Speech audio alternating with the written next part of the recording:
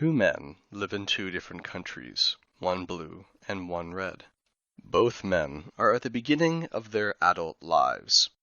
The man in blue enters college, and the man in red enlists in the military.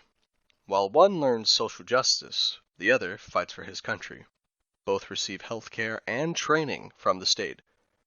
But in order for the man in red to maintain his benefits, he must complete his term of service, while in the blue nation, all of these benefits are universal. Are these two countries socialist?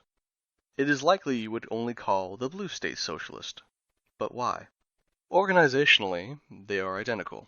Both centralized governments disrupt the free market, and both men benefit off the taxpayer's dime. The critical difference is not how each state operates, but what they accomplish. The blue state awards its citizens for simply existing. They can be unhealthy, lazy, or selfish and receive benefits all the same. While in the red state awards its citizens for service. Service that holds men to a standard of behavior that is beneficial to the nation. The question we should be asking is whether or not the two states are implementing the same kind of socialism. Today, mainstream politics exclusively associate socialism with the left.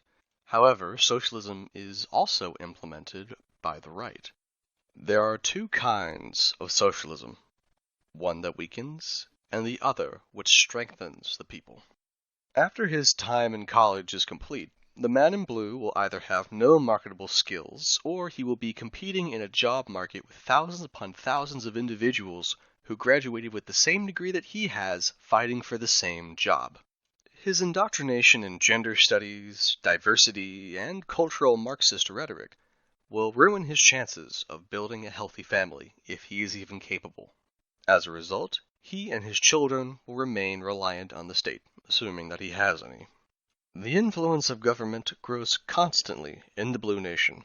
As new weaknesses arise in the population, they require more public intervention, whether it be providing medication, food stamps, or enlarging the police force. This kind of socialism is a straight path to a dystopian nanny state. Meanwhile, in the red state, after being discharged from the military, the man in red has many useful skills. He is in the perfect situation to build a strong family that does not require public assistance. Because of nationalist policy, his children will have more opportunity to act independently from the state. This kind of socialism limits its own power. The government uses benefits to encourage training in combat, giving its citizens the ability to fight against both foreign invasions and domestic tyrants.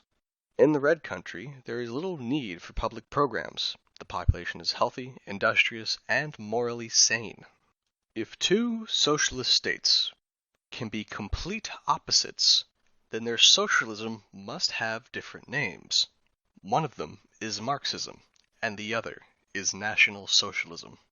National Socialism is socialist policy with the express purpose of empowering the people, not the state.